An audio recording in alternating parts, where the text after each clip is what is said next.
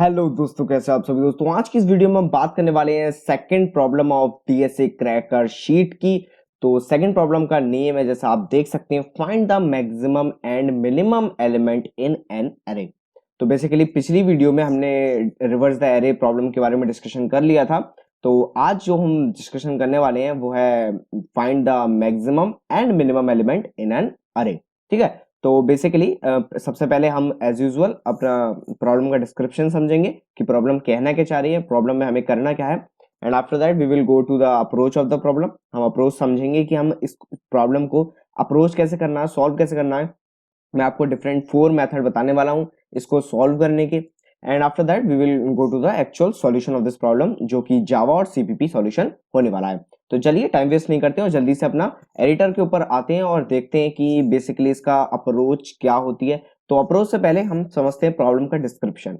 तो बेसिकली आपको एक अरे गिवन होगा, ठीक है, एक गिवन अरे होगा जिसमें कुछ एलिमेंट्स होंगे लाइक 2 3 1 4। ठीक है, तो अब इस इन एलिमेंट्स में आपको क्या करना है, minimum and maximum elements find out कर कर यूजर को देने हैं। ठीक है, आउटपुट की तरफ देने हैं। अब बेसिकली आप अगर इसमें देखें तो इसमें मिनिमम एलिमेंट जो होगा वो होगा 1, ठीक है, और जो मैक्सिमम एलिमेंट होगा वो होगा 4। तो आपका मिनिमम एलिमेंट हमें क्या प्रिंट करना है, 1, एंड मैक्सिमम एलिमेंट हमें प्रिंट करना है 4। ठीक है, तो बड़ा सिंपल प्रॉब्लम है। जो आपको प्रॉब्लम आपको आई होप आपको समझ में आ गई होगी, इसमें समझने में कोई दिक्कत है नहीं। Minimum and maximum element simply आपको निकालना है, बट यहाँ पर एक ट्विस्ट है कि ये जो अरे है इसमें आपको मिनिमम कंपैरिजन करते हुए ये टास्क को परफॉर्म करना है। ठीक है, लॉजिकली वैसे तो आप इस टास्क को बहुत आराम से परफॉर्म कर सकते हैं, कोई इशू वाली बात नहीं है, बट आपको जो कंपैरिजन रखनी है वो मिनिमम रखनी है। ठीक है, ये ट्विस्ट है, इसीलिए इस प्रॉब्लम को इस शीट के अंदर रखा गया है। अब देखते हैं इसकी अप्रोच की तरफ कि बेसिकली हम इसको अप्रोच करेंगे कैसे। ठीक है, तो मेथड नंबर 1 डिस्कशन हम स्टार्ट करते हैं मेथड नंबर 1 के साथ। अब मेथड नंबर 1 क्या होगा, जो बिल्कुल ब्रूट फोर्स और नेव अप्रोच है, कि हम क्या करेंगे, we are going to sort this array. ठीक है, हम इस अरे को सॉर्ट कर देंगे। आफ्टर सॉर्टिंग अरे विल बिकम लाइक 1 2 3 एंड 4। ठीक है, और मिनिमम एलिमेंट क्या होगा, 0th इंडेक्स का एलिमेंट, और मैक्सिमम एलिमेंट क्या होगा, n माइनस 1 इंडेक्स का एलिमेंट। ठीक है, तो 1 आपका मिनिमम हो गया और 4 आपका मैक्सिमम हो गया। अब ठीक है, अब इसमें क्योंकि हमें टास्क जो है वो जो कंपैरिजंस हैं उनको मिनिमम रखना है, तो बेसिकली हमें हर जो एल्गोरिदम होगी, जो हमारी अप्रोच होगी, उसमें हमें नंबर ऑफ कंपैरिजन का भी ध्यान रखना पड़ेगा। तो इस अप्रोच में नंबर ऑफ कंपैरिजन कितने होंगे, तो उसके लिए हमें सॉर्टिंग, क्योंकि मेन जो है वो सॉर्टिंग हो रही है यहाँ पर, तो टाइम कॉम्प्लेक्सिटी जो होगी इसकी big O of n log n होने वाली है, where n is the length of the array. ठीक है, अब बात करते हैं कि नंबर ऑफ कंपैरिजन क्या होंगे। तो एज वी नो कि जो हमारा सॉर्टिंग में जो नंबर ऑफ कंपैरिजन होते हैं इन वर्स्ट केस वो होते हैं n into n minus 1 divided by 2।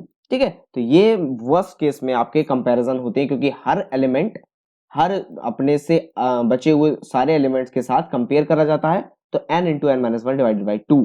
तो बेसिकली नंबर ऑफ कंपैरिजन जो आए वो आए n square big O of n square की शेप में। ठीक है, इसकी जो आप इसका जो डोमेन होगा वो big O of n square तक पहुंच जाएगा वर्स्ट केस में इसके कंपैरिजन। तो ये अप्रोच, जैसा कि मैंने आपको बोला, नेव और ब्रूट फोर्स अप्रोच है, तो ऑब्वियसली इसमें नंबर ऑफ कंपैरिजन ज्यादा होंगे। ठीक है, तो चलिए अब ये अप्रोच की हमने बात करी, बहुत ही सिंपल, बहुत ही बेसिक थी, तो इसमें कोड दिखाने की जरूरत नहीं है, बस आपको सॉर्टिंग, आप अगर जावा यूज करते हैं तो एरेज डॉट शॉर्ट, और अगर आप सीपीपी यूज करते हैं तो बेसिकली सॉर्ट का जो फंक्शन होता है, सिंपल शॉर्ट का फंक्शन लगाकर आप ये कर दें। ठीक है, तो अब ये अप्रोच तो हो गई पहली। अब बात करते हैं दूसरी अप्रोच यानी कि सेकंड अप्रोच की। तो सेकंड अप्रोच की बात कर लेते हैं जल्दी से। और सेकंड अप्रोच क्या है, लीनियर सर्च और लीनियर ट्रैवर्सल भी आप इसको बोल सकते हैं। तो देखते हैं इसमें हम क्या करने वाले हैं। तो बेसिकली जैसा आपको नाम से भी समझ में आ रहा होगा, लेट्स से कि आपके पास एक अरे है 2 3 1 4 जो हमने पहले लिया था। अब बेसिकली हम क्या करेंगे, हम चेक करेंगे कि अगर हमारा सबसे पहले तो कुछ बेस कंडीशंस हैं, लाइक अगर n इक्वल इक्वल 0 है तो आप सिंपली मिन और मैक्स को 0 रिटर्न कर सकते हैं, क्योंकि हमारे पास कोई एलिमेंट ही नहीं है। आप उसमें इन्फिनिटी या इंट मिक्स जो भी आप -1 रिटर्न करना चाहें वो कर सकते हैं, जो भी एल्गोरिथम आपसे बोल रही है, ठीक है। अब 0 की जगह n की वैल्यू अगर 1, तो ऑब्वियसली अगर एक ही एलिमेंट है अरे में, लेट्स से कि 7 है, तो यही मिन है और यही मैक्स है, ठीक है। यही मिन है और यही मैक्स है, तो आपका कंपैरिजन एक ही हुआ, n इक्वल इक्वल 1, बस यही कंपैरिजन आपका हुआ, तो एक कंपैरिजन में आपने काम कर लिया, ठीक है। ये केस तो आप सॉल्टिंग वाले पे भी कर सकते हैं। तो कुछ नया बताता हूं, आप सोच रहे होंगे बोर हो रहे हैं। तो अब ये बात हो गई। अब हम क्या करेंगे, अब मान लीजिए कि n की वैल्यू 1 से भी बड़ी है, लाइक 2 है, 3 है, 4 है, इस तरह से है। तो पहले एलिमेंट को मिनिमम मान लेते हैं, दूसरे एलिमेंट को मैक्सिमम मान लेते हैं, या एक काम कर लेते हैं, पहले कंपेयर कर लेते हैं कि अगर भाई ये छोटा है तो इसको मिनिमम मान लेते हैं और ये बड़ा है तो इसको मैक्सिमम मान लेते हैं, या उल्टा जो भी है, ठीक है। तो यहाँ पर हमारा ये छोटा है तो इसको मिनिमम एलिमेंट मान लेते हैं, और ये बड़ा है तो इसको मैक्सिमम एलिमेंट मान लेते हैं, ठीक है। ये हो गई बात। अब हम क्या करेंगे, हम लूप चलाएंगे 2 से लेकर n तक, ठीक है, 2 से लेकर n तक। Now we are going to compare कि अगर ये एलिमेंट मेरा मैक्सिमम एलिमेंट से बड़ा है तो मुझे ये मिनिमम चेक करने की जरूरत तो है नहीं। आप समझ सकते हैं, अगर मेरा मैक्सिमम एलिमेंट से कोई एलिमेंट बड़ा है तो वो ऑब्वियसली मिनिमम से छोटा तो होगा नहीं, ठीक है, लॉजिक की बात है। तो ये वाला कंपैरिजन हमने एक कंपैरिजन हो गया, ठीक है। और अगर वो मिनिमम मैक्सिमम एलिमेंट जो कि यहाँ पर हम मान सकते हैं कि अभी तक का मैक्सिमम एलिमेंट 3 है, तो 1 जो है वो मैक्सिमम एलिमेंट से बड़ा है, जी नहीं। तो तब हम इस केस में चेक करेंगे कि भाई मिनिमम एलिमेंट से छोटा है क्या। तो हाँ, मिनिमम एलिमेंट क्योंकि यहाँ तक 2 है और मिनिमम एलिमेंट से छोटा 1 है, तो हम इसको अपडेट कर कर मिनिमम एलिमेंट को इसको बना देंगे 1 को, ठीक है।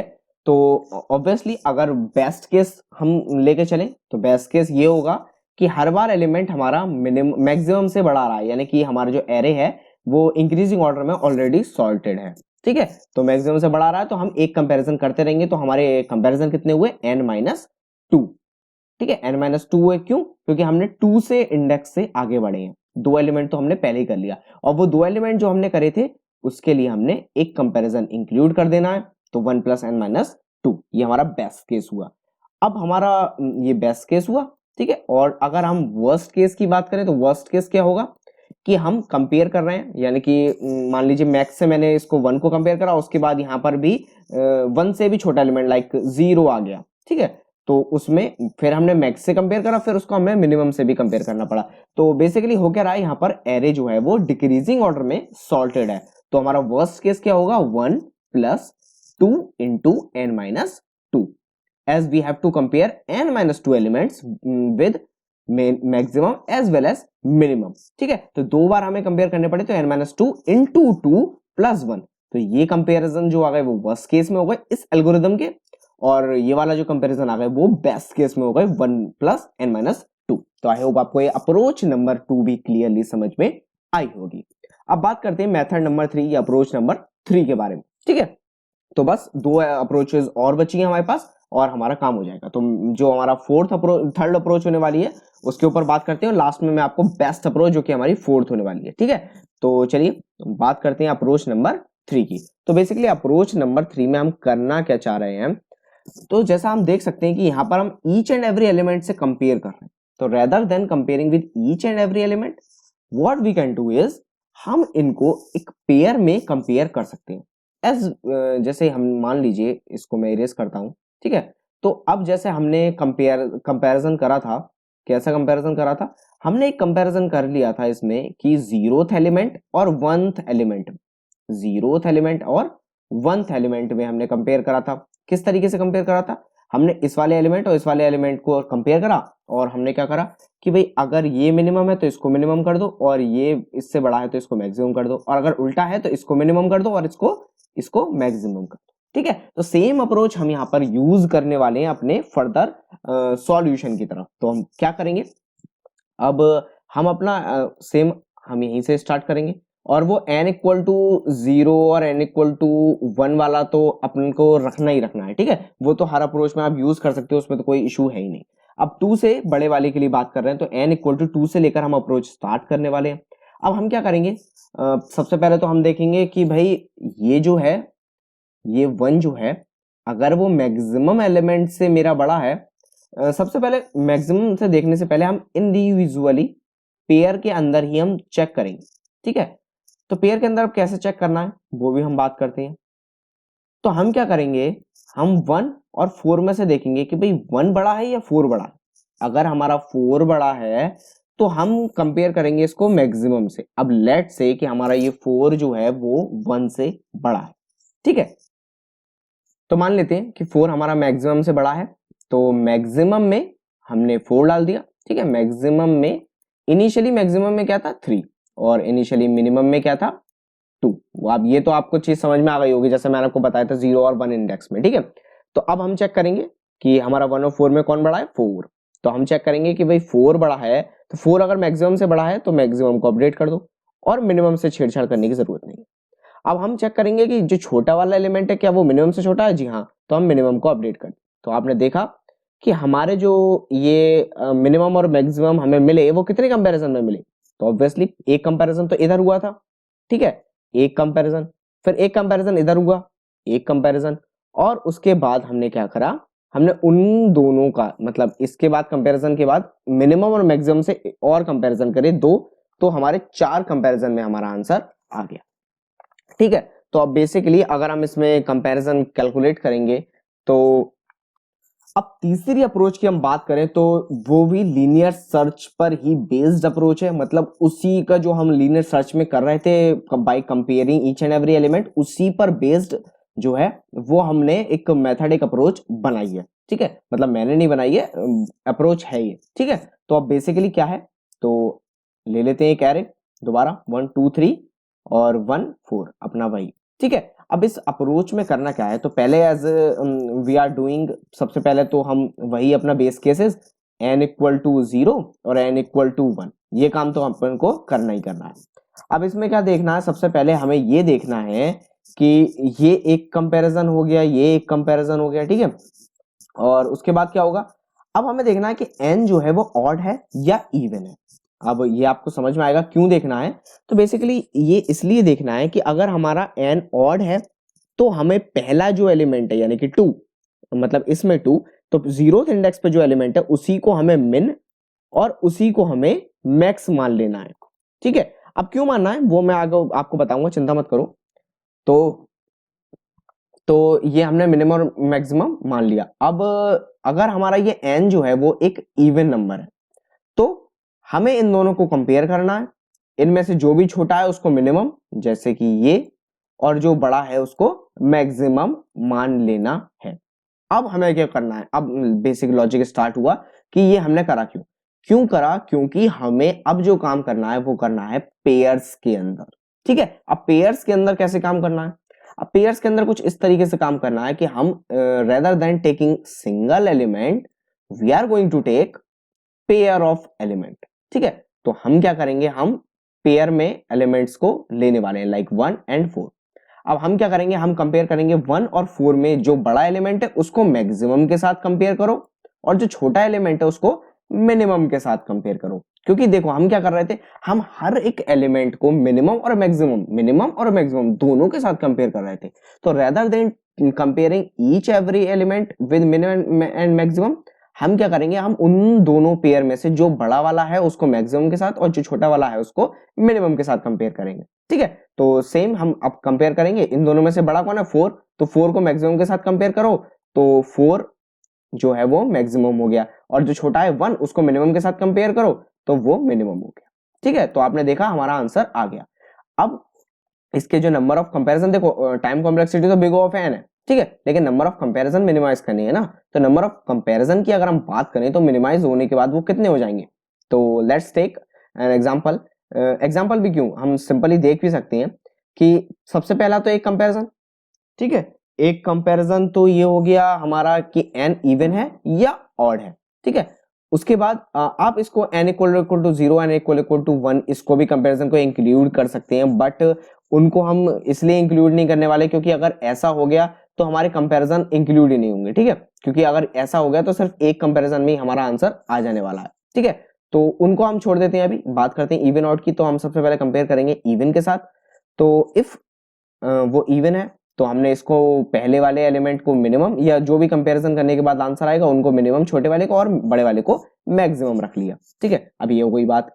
अब इसके बाद हम क्या करेंगे, हमें पहले तो पेयर इंडिविजुअली कंपेयर करना है, जैसे कि 1 और 4 को कंपेयर करना है, एक कंपैरिजन।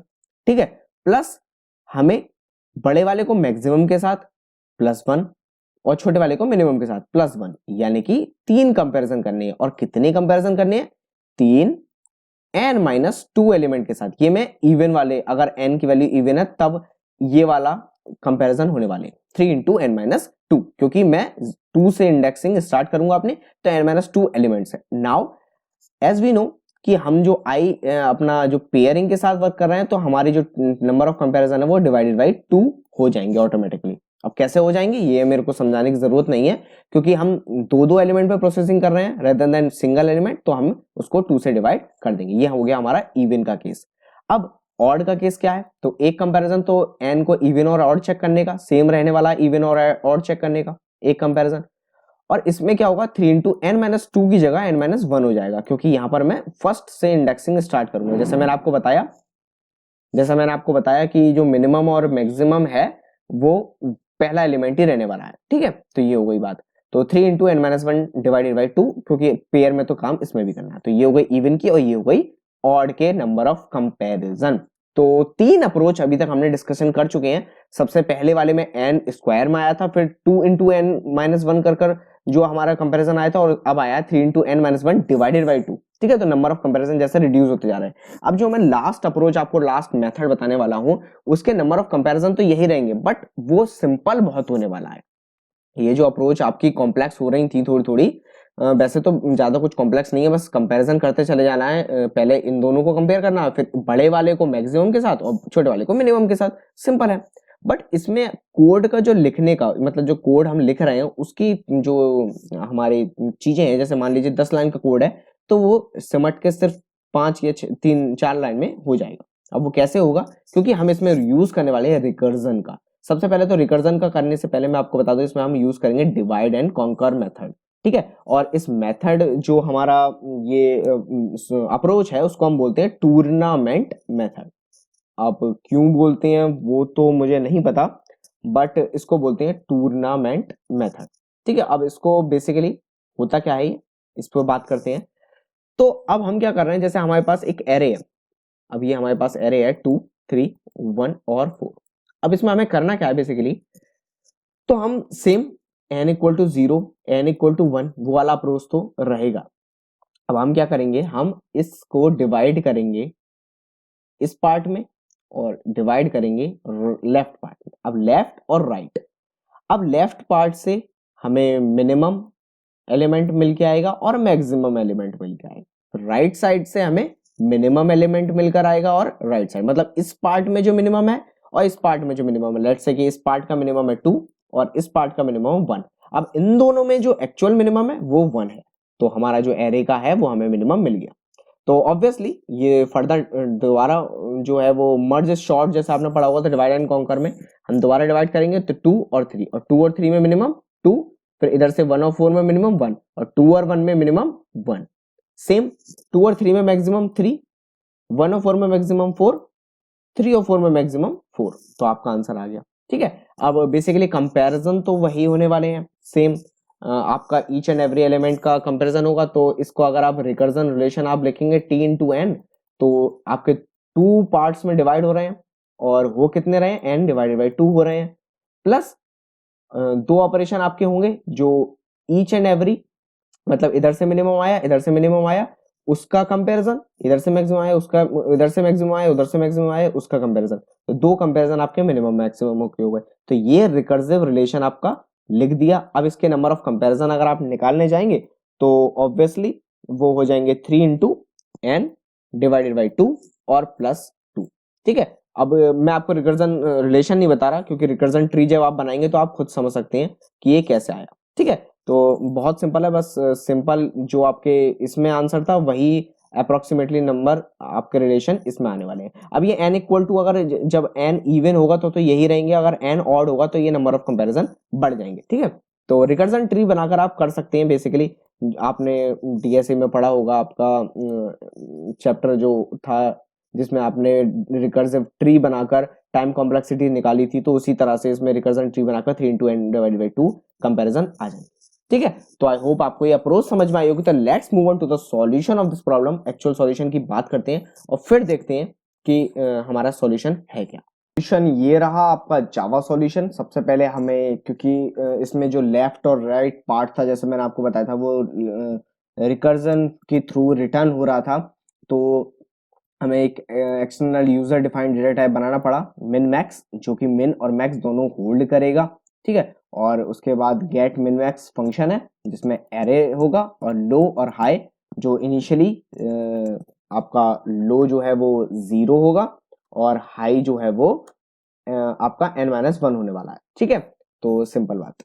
उसके बाद मिनिमम मैक्स का एक हमने फंक्शन, बेसिकली एक इंस्टेंस या ऑब्जेक्ट हमने डिक्लेयर करा। उसके बाद हमने लेफ्ट पार्ट का करा और राइट पार्ट का करा। ठीक है, उसके बाद हमने मिड बना दिया। अब डिवाइड एंड कौन कर रहा है, तो मिड पार्ट तो हमें है ही। उसके बाद अगर लो और हाई जो सेम है, मतलब हमारा सिंगल एलिमेंट है, ऑब्वियसली अगर लो और हाई जो है वो सेम है तो वो सिंगल एलिमेंट एरे है, तो सिंपली जो हमारा n इक्वल 0 वाला केस था वही है। Minimum max dot max equal to array of low या एरे ऑफ हाई कर दो, बात वही है, और मिनिमम में भी वही डाल दो। ठीक है, और रिटर्न कर दो मिन मैक्स। अब हाई जो है वो लो प्लस 1 में इक्वल है, यानी कि दो एलिमेंट है आपके पास। ठीक है, तो लो और हाई को कंपेयर करो और मिनिमम और मैक्सिमम, मिनिमम का जो मैक्सिमम पार्ट है उसमें हाई डाल दो, अगर सॉरी लो डाल दो क्योंकि लो बड़ा है अगर ये कंडीशन ट्रू होती है, और मिनिमम में हाई वाला डाल दो, एल्स अपोजिट वाला कर दो। ठीक है, और रिटर्न कर दो मिन मैक्स। अब बात करते हैं एक्चुअल लॉजिक की, जो n इक्वल टू 2 से बड़े वाले केसेस में, like n equal to 3, n equal to 4 types. ठीक है, तो सबसे पहले mid element low plus high divided by 2, और लेफ्ट के लिए कॉल करा हमने लो से मिड तक, और राइट के लिए कॉल करा same function recursively mid plus 1 से लेकर हाई तक। उसके बाद जो रिटर्न करके रिजल्ट्स आएंगे लेफ्ट और राइट पार्ट में। फिर हमने लेफ्ट का मिनिमम कंपेयर करा राइट के मिनिमम से। अगर लेफ्ट का मिनिमम छोटा है तो ऑब्वियसली जो हमारा एक्चुअल मिनिमम है वो लेफ्ट मिनिमम है, या फिर अगर राइट छोटा है एल्स कंडीशन में तो जो एक्चुअल मिनिमम है वो राइट मिनिमम है। ठीक है, बहुत ही सिंपल लॉजिक है, उसमें कोई टेंशन वाली बात नहीं है। और सेम हमने मैक्सिमम के साथ करा, उसके बाद लास्ट में मिन मैक्स डालते हैं। तो बहुत ही सिंपल कोड है, बहुत ही मतलब इजी की तरह मैंने आपको समझाने की कोशिश करी। तो सीपीपी सॉल्यूशन भी देख लेते हैं, बस डिफरेंस यही है कि उसमें हमने क्लास ले ली थी, इसमें हमने स्ट्रक्चर ले लिया है। Same structure min max, get min max, structure min max, बस यहाँ पर डिक्लेरेशन के तरीके थोड़े अलग हैं, बाकी सब लॉजिक सेम है, कोई भी डिफरेंस नहीं है, एक बार आप नजर मान लीजिए। ठीक है, तो आई होप आपको ये प्रॉब्लम का सॉल्यूशन अप्रोच सब समझ में आई होगी, और आपके अंडरस्टैंडिंग क्लियर हो गई होगी कंसेप्ट क्या था बेसिकली। तो आई होप आपको ये वीडियो अच्छी लगी होगी, तो इस वीडियो को लाइक कीजिए, अपने दोस्तों के साथ शेयर कीजिए, कमेंट मुझे बताइए अगर आपको उसमें कोई दिक्कत आई हो या कोई फीडबैक आपको देना हो, तो बहुत ही ज़्यादा अच्छा लगता है उसको, और प्रॉब्लम होगी तो मैं उसको सॉल्व करने की कोशिश भी करूंगा। और अगर आपने अभी तक मेरे चैनल को सब्सक्राइब नहीं करा तो सब्सक्राइब कर बेल आइकन को प्रेस कर देना, ताकि आने वाली वीडियोस की नोटिफिकेशन आप तक पहुंच जाए, क्योंकि ये सारी वीडियो जितने भी प्रॉब्लम्स हैं 450 प्रॉब्लम्स, वो सब पर हम डिस्कशन करने वाले हैं एक एक कर। ठीक है, तो चैनल को सब्सक्राइब कर बेल नोटिफिकेशन आइकन को प्रेस कर देना। 2 प्रॉब्लम हो चुकी हैं, आगे की प्रॉब्लम आपको मिलती रहेंगी। तो मिलते हैं आपसे अगली वीडियो में, तब तक के लिए गुड बाय।